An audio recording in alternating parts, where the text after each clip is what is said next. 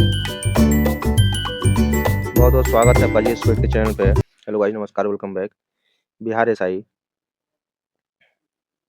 1806 vacancy में आपका polity के भाग सेशन 3 पार्ट 2 में बहुत बहुत स्वागत है।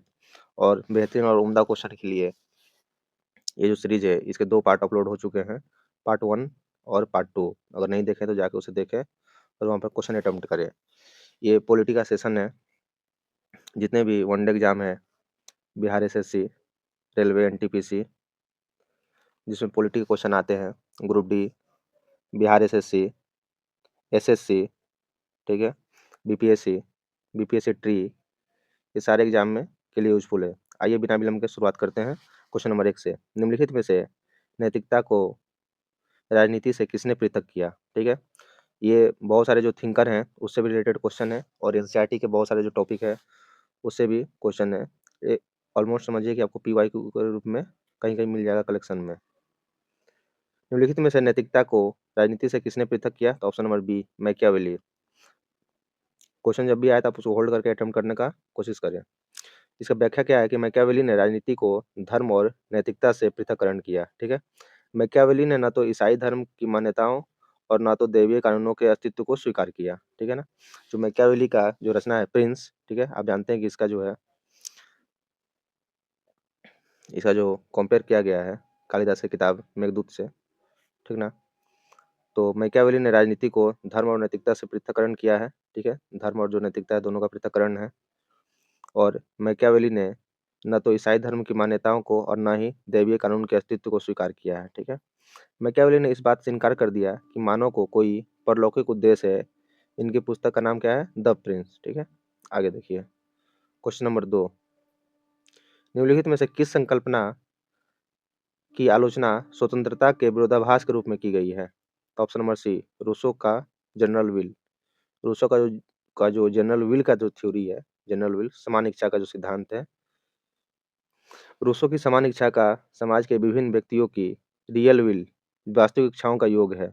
सभी नागरिकों की यह वह इच्छा जिसका उद्देश्य समान हित में हो, समान इच्छा कहलाती है। ठीक है, क्वेश्चन नंबर 3 पे देखिए। राजनीति मानव समुदाय द्वारा अपनी समस्याओं से निपटने की प्रक्रिया, यह किसने कहा है? कुछ कुछ जो एक्स्ट्रा मेरिट वाले जो क्वेश्चन आते हैं, 2-3 क्वेश्चन अलग से, तो इसी में से आपको मिलेंगे। राजनीति मानव समुदाय द्वारा अपनी समस्याओं से निपटने की प्रक्रिया है, यह किसने कहा है? तो option number C, Harold Lasswell ने कहा है। ठीक है, यहाँ डिस्कशन में भी वही चीज लिखा हुआ है, अभिजन सिद्धांत का ये समर्थक थे। आगे देखिए क्वेश्चन नंबर 4। निम्नलिखित में से अहिंसात्मक प्रतिरोध के सिद्धांत का जनक कौन है? तो अरविंद घोष है, न कि महात्मा गांधी। ठीक है, निष्क्रिय प्रतिरोध के पद्धति के जनक अरविंद घोष हैं। वे इस पद्धति के द्वारा भारत की स्वाधीनता का उपदेश दे रहे थे। निष्क्रिय प्रतिरोध से उनका तात्पर्य किसी अहिंसक आंदोलन से नहीं था। अरविंद घोष की अन्य कृतियां है, कौन कौन सी कृति अरविंद घोष की देखिए। द लाइफ डिवाइन 1914, आगे है एसे ऑन गीता 1916, फिर है आइडियल ह्यूमन यूनिटी 1918। यानी कि द लाइफ डिवाइन आप याद रख सकते हैं, एसे ऑन गीता और आइडियल ह्यूमन। ठीक है, और फिर जो निष्क्रिय प्रतिरोध यानी कि अहिंसात्मक प्रतिरोध के सिद्धांत का जनक जो है अरविंद घोष है। यह स्टेटमेंट दिया हुआ है क्वेश्चन ऑप्शन के लिए कि जो नेक्स्ट क्वेश्चन जो है उसमें ऑप्शन ए है कथनीय कारण, ये दोनों सही है, आर ए की सही व्याख्या है। ए और आर दोनों सत्य है लेकिन इसकी व्याख्या नहीं है। ऑप्शन सी में कि ए सत्य है परंतु आर असत्य है, और ऑप्शन डी में कि ए असत्य है परंतु आर सत्य है। तो आगे देखिए क्वेश्चन नंबर 5। वैज्ञानिक समाजवाद वर्ग संघर्ष के संदर्भ में इतिहास की व्याख्या करता है। आप जानते हैं कि वर्ग संघर्ष का सिद्धांत किसका है? Karl Marx. ठीक है, कार्ल मार्क्स का है। तो वैज्ञानिक समाजवाद जो है वर्ग संघर्ष के संदर्भ में इतिहास की व्याख्या करता है। वर्ग संघर्ष में आप जानते हैं कि बहुत तरह कॉन्सेप्ट है। एक जो बेसिकली कॉन्सेप्ट है हैप्स और हैप्स नॉट का। ठीक है, हैप्स और हैप्स नॉट, या फिर आप इसे कहिए आपका जो ऊपर का तबका था बुर्जुआ और वर्ग। ठीक है, इसका भी कॉन्सेप्ट है, हैप्स और हैप्स नॉट का भी कॉन्सेप्ट है। तो इतिहास की व्याख्या करता है। फिर आगे है तर्क में कि वर्ग संघर्ष पहले सुपर स्ट्रक्चर में होता था। ठीक है, तो ये क्वेश्चन अगर एग्जाम में आएगा तो आपको किस तरह से अटेम्प्ट लेना है देखिए। ऑप्शन नंबर बी हो जाएगा। बी में क्या है?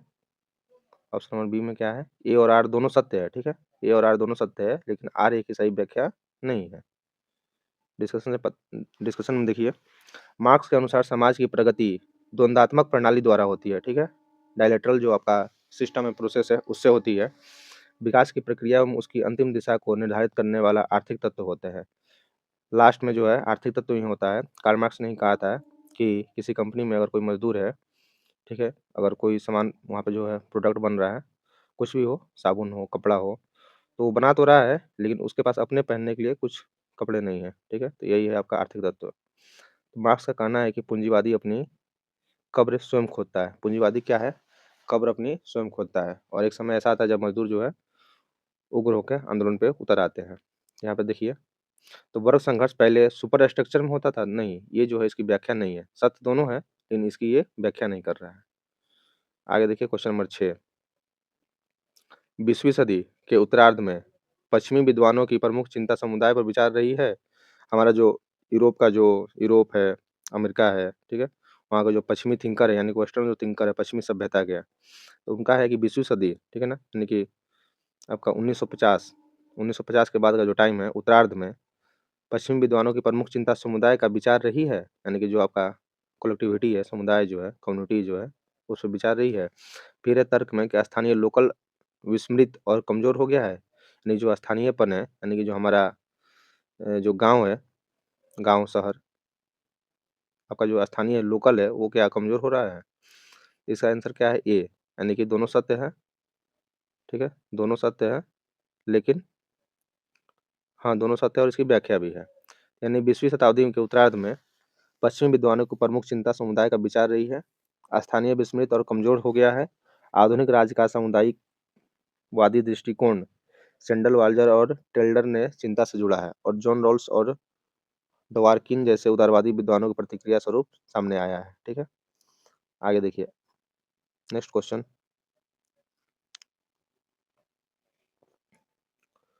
नेक्स्ट क्वेश्चन है कि भारत और चीन दोनों ने 21वीं सदी में एक रचनात्मक सहयोग के संबंध में मार्ग अपनाया है, ठीक है। चीन ने पाकिस्तान की परमाणु नीति का विरोध किया है? नहीं, ये बात गलत है, ठीक है ना। चीन चीन क्यों विरोध करेगा? चीन तो सपोर्ट करता है पाकिस्तान का, तो विरोध नहीं है यहाँ पर।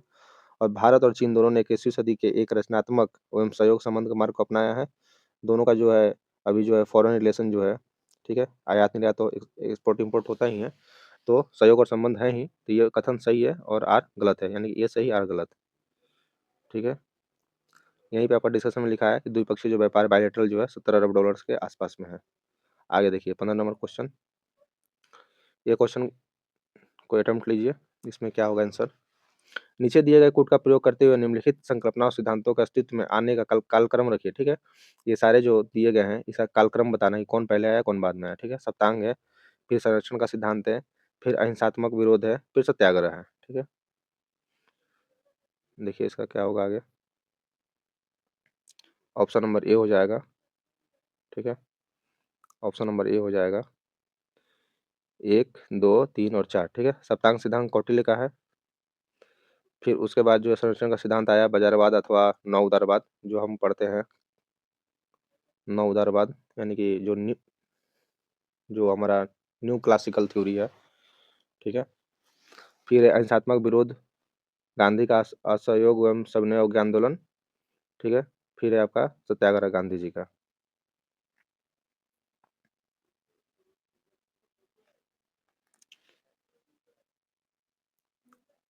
आगे देखिए 17 नंबर क्वेश्चन।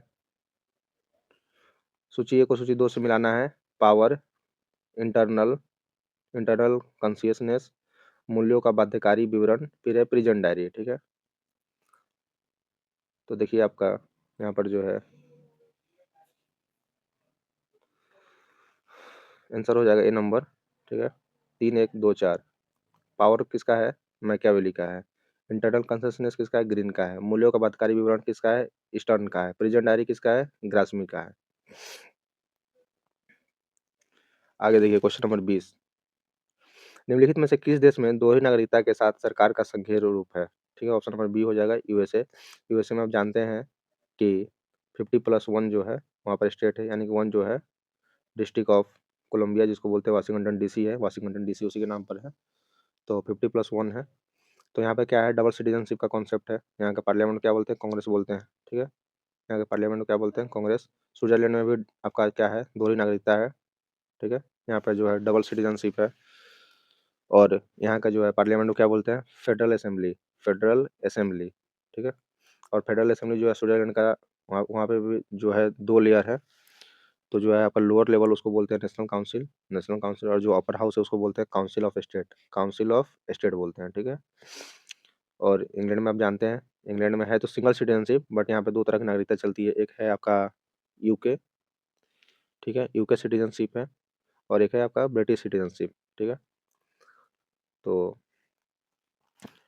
यहाँ भी आपका जो है पार्लियामेंट है, और यहाँ के जो है अपर हाउस को बोलते हैं हाउस ऑफ लॉर्ड्स, और लोअर हाउस को बोलते हैं हाउस ऑफ कॉमन्स। और इंडिया में तो पता है लोकसभा और राज्यसभा है। यहाँ पे कैसी है, भारत में कैसी है नागरिकता? भारत में क्या दोहरी नागरिकता है? नहीं, भारत में जो है एक ही नागरिकता यानी कि सिंगल सिटीजनशिप है, ठीक है। यहाँ पर भी वही चीज़ लिखा है, यूएसए में दोहरी नागरिकता के साथ साथ सरकार का संघीय रूप है।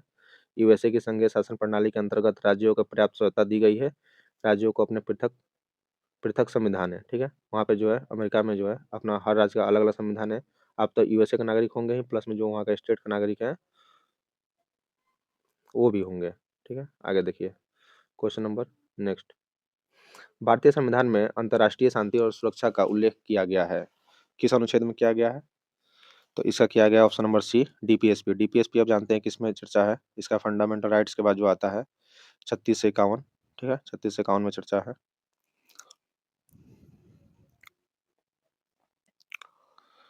आर्टिकल 51 यानी 51 में जो है डीपीएसपी में इसके बारे में चर्चा किया गया है कि अंतर्राष्ट्रीय जो शांति है, इंटरनेशनल शांति और सुरक्षा का उल्लेख राज्य के नीति निर्देशक तत्व के अनुच्छेद 51 में किया गया है, ठीक है। आगे देखिए क्वेश्चन नंबर 27। क्वेश्चन नंबर 27, भारतीय संविधान के किस संशोधन में सरकार ने मंत्रियों की संख्या कम करने का उल्लेख किया गया है? ठीक है, ये तो बहुत बार पीवाईक्यू में आया है। तो 91 अमेंडमेंट, 91 अमेंडमेंट, ठीक है।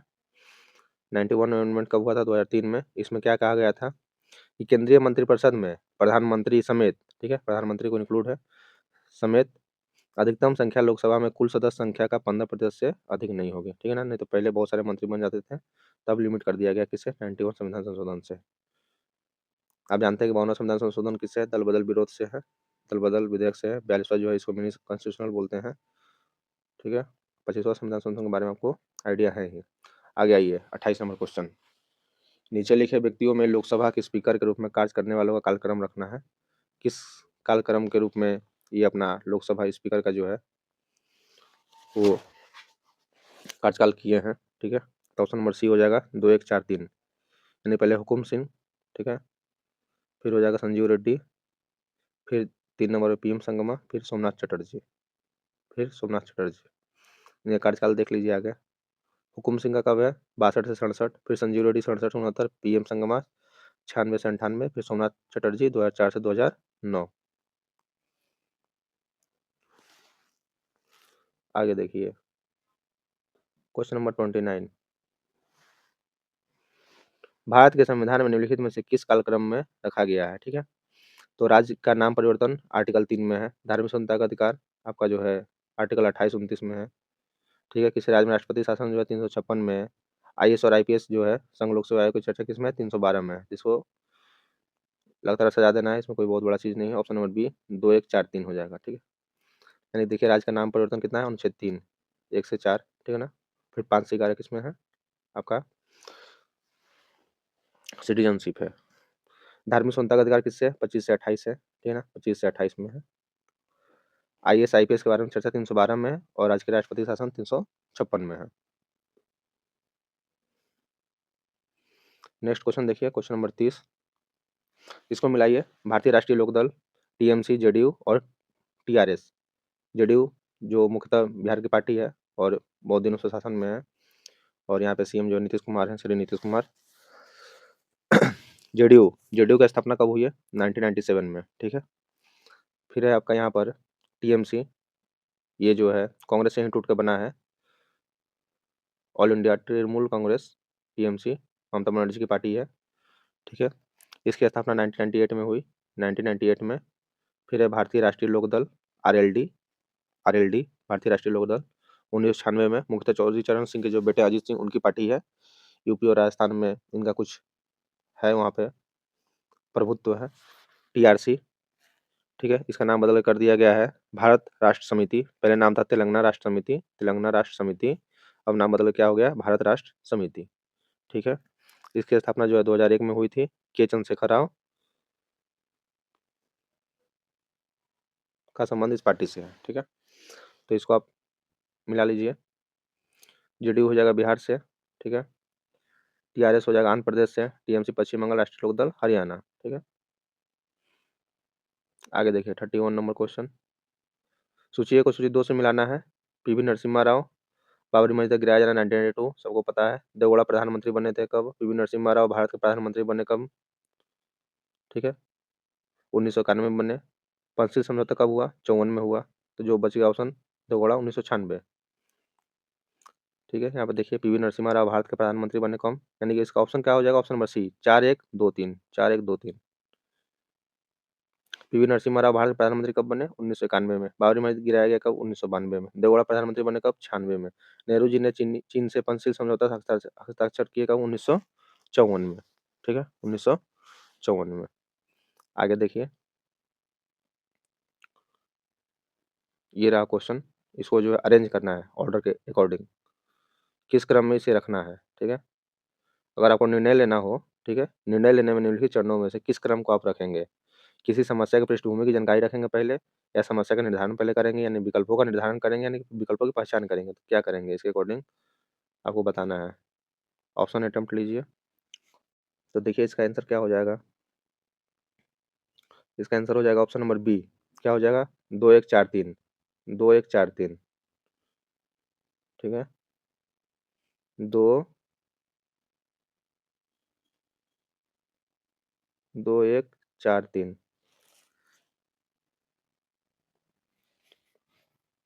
समस्या का निर्धारण 2 नंबर, फिर यह कि किसी समस्या की पृष्ठभूमि की जानकारी, फिर ये विकल्पों की पहचान, फिर ये विकल्पों का निर्धारण, ठीक है। आगे देखिए इसके डिस्कशन में क्या है। निर्णय लेने का सही चरण निम्नलिखित है, ठीक है। पहला है उद्देश्य का निर्धारण होना, कि क्या उसका उद्देश्य था, क्या ऑब्जेक्ट था, ठीक है। समस्या की फिर व्याख्या होगा, उसका डिस्कशन होगा उसके ऊपर, फिर उसका विश्लेषण होगा, गहराई से विश्लेषण होगा, जांच होगा, फिंगरप्रिंटिंग होगा, बहुत सारे ऑप्शन होंगे।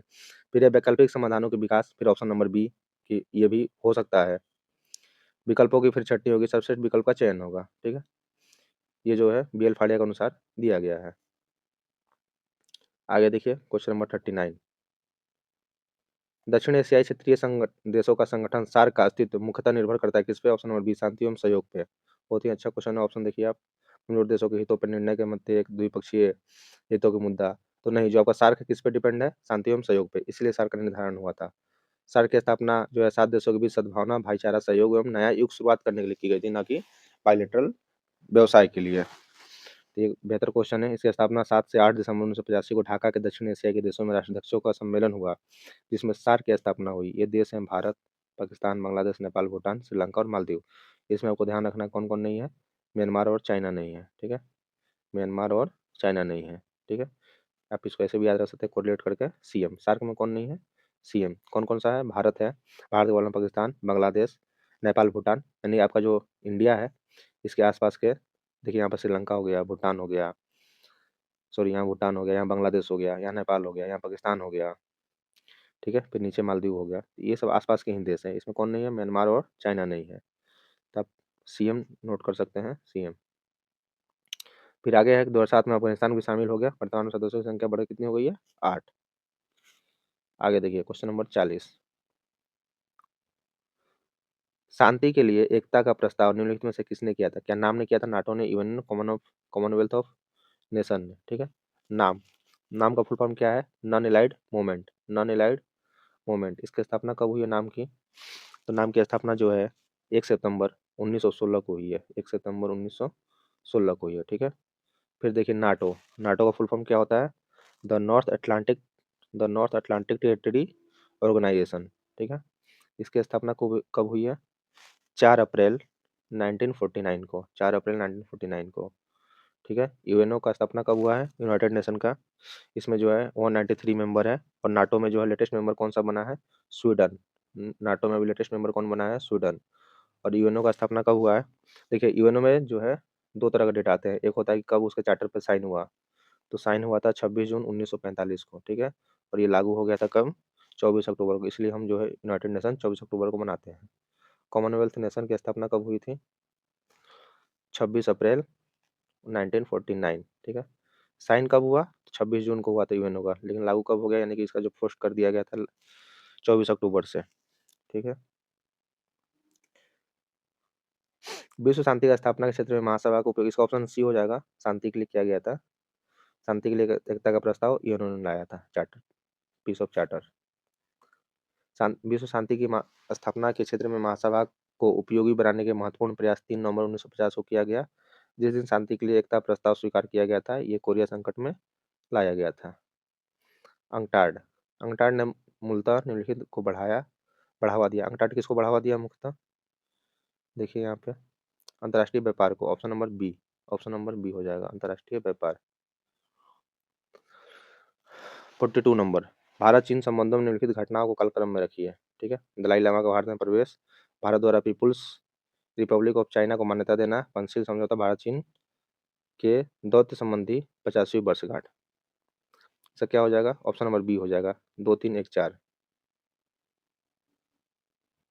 2 फिर 3 1 4, ठीक है? 2 3 1 4, डेट देख लीजिए इसका डिस्कशन में। भारत द्वारा पीपुल्स रिपब्लिक ऑफ चाइना को मान्यता देना 1949-50 में, ठीक है? पंचशील समझौता कब हुआ? 54 में। दलाई लामा का भारत में प्रवेश कब हुआ? 59 में, ठीक है? भारत चीन के बीच जो संबंधों की 50वीं वर्षगांठ कब हुई? 2000 में। भारत एवं चीन न केवल पड़ोसी राष्ट्र है, बल्कि उनमें प्राचीन काल से सांस्कृतिक संबंध चले आ रहे हैं, जिसका इतिहास साक्षी है। दोनों साथ साथ ही स्वतंत्र हुए 1947 में, भारत स्वतंत्र हुआ तो उधर 1949 में चीन स्वतंत्र हुआ, ठीक है? तो यहाँ पर डेट आप याद रखिएगा, तो आपका ऑप्शन बन जाएगा भारत द्वारा पीपुल्स रिपब्लिक ऑफ चाइना को मान्यता देना 1949-50, फिर 54, फिर दलाई लामा प्रवेश 59, फिर 2000, ठीक है? यहाँ पर भी वही चीज़ है, देखिए भारत द्वारा पीपुल रिपब्लिक ऑफ चाइना को मान्यता देना 49, फिर दलाई लामा का प्रवेश जो है, फिर पंचशील समझौता जो है, और देखिए पंचशील समझौता 54 में है, दलाई लामा का प्रवेश 59 में है, 1959 में है, फिर यानी कि 54 में है, फिर 2000 में वर्षगांठ पूरा हो रहा है, ठीक है? तो ये रहा कुछ बेहतरीन क्वेश्चन, ये रहा लास्ट क्वेश्चन आपका, ठीक है? आज के सेशन का ये लास्ट क्वेश्चन है। सूची 1 को सूची 2 से मिलाना है, गेट, सार्क, एनएफटी, नाफ्ट और ट्रिप्स, ठीक है? तो इसका पूरा बगल में फुल फॉर्म दिया है। नॉर्थ, आपका गेट का फुल फॉर्म हो जाएगा यहाँ पर agreement on traffic and trade, GATT का, ठीक है? फिर सार्क, सार्क का हो जाएगा साउथ एशियन नेशंस, नाफ्टा का यहाँ पता है नॉर्थ अमेरिका स्टेट्स, ठीक है? ट्रिप्स का हो जाएगा इंटेलेक्चुअल प्रॉपर्टी। ऑप्शन नंबर क्या हो जाएगा? डी, 4 1 3 2। इसका डिस्कशन देख लीजिए।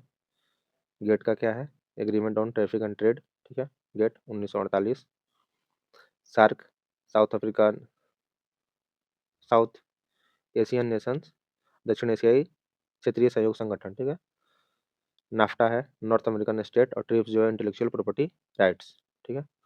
तो ये रहा कुछ बेहतरीन और उम्दा क्वेश्चन, और इसी तरह के कंटेंट के लिए फॉलो करते रहें जीएस स्पिरिट। मिलते हैं अगले वीडियो में। बहुत बहुत धन्यवाद। Thank you for watching.